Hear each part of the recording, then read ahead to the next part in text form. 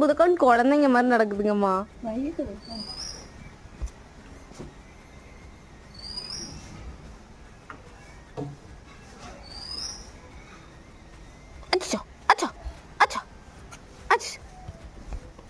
மா அதோட ரவுடித்தனத்தை காட்டுது பாருங்களேன், ஆம்பளை புள்ள ரவுடித்தனத்தை.